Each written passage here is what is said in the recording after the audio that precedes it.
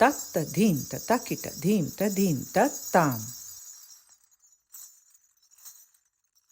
Who am I is a terrifying question. We really want to land an answer to that very quickly.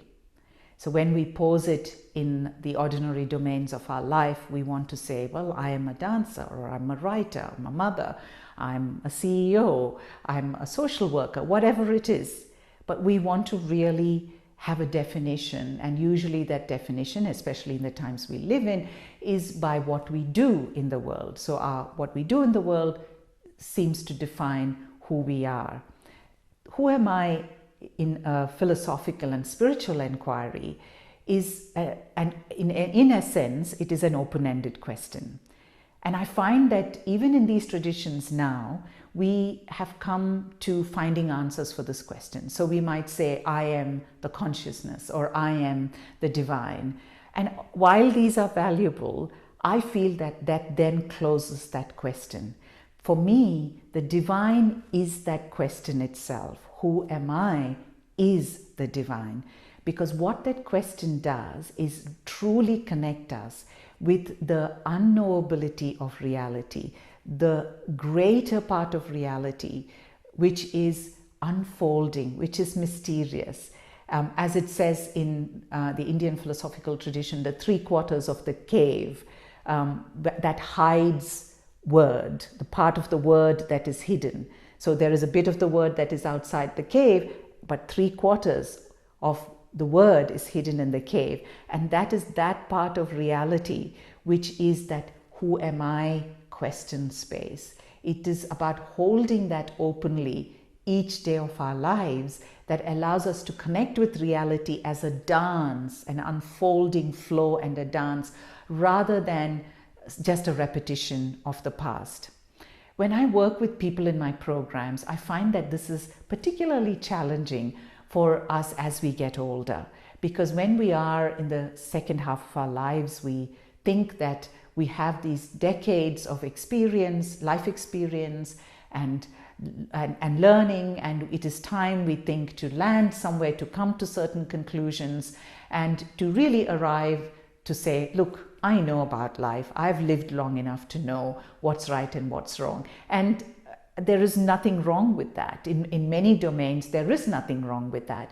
However, in a philosophical inquiry, it is really the openness of the question, who am I, that allows us to be participating in the inquiry and not just in a place of conclusions.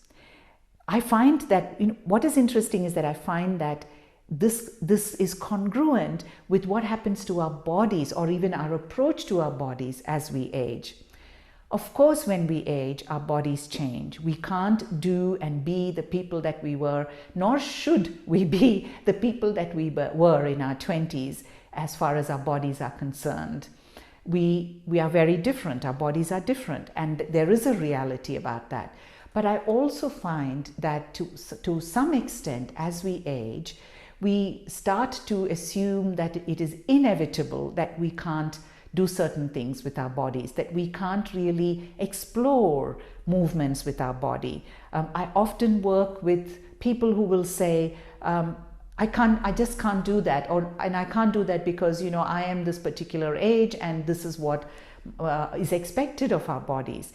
This is not to say that, as I said, once again, I want to say it's not to say that there isn't a reality about what happens to bodies as we age, but I also sense that part of it is that reluctance to move into new spaces, into new ways of being. And sometimes it's easier to even go into intellectual adventures. So we may be quite happy to look at a philosophy or an intellectual system that we haven't explored before, but really going with our bodies into something that we may not have explored before is it's where that unknowability of reality becomes very intimate and personal.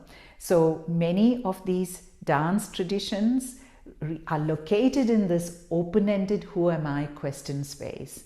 And while it acknowledges that this who am I question is not without its terrifying aspect. Of course it is, and many of these ritual traditions, these dance traditions, they absolutely acknowledge that, and they give us archetypes that can be there to protect us, to give us strength and ferocity. But it also, there is such an incredible exhilaration and release that comes out of being in places where we can really allow that fullness of reality, that freshness and the aliveness. It's so amazing to feel how reality is pulsating and alive, and not just a repetition of everything that we know and everything that we have concluded. It absolutely revitalizes life, no matter how old we are.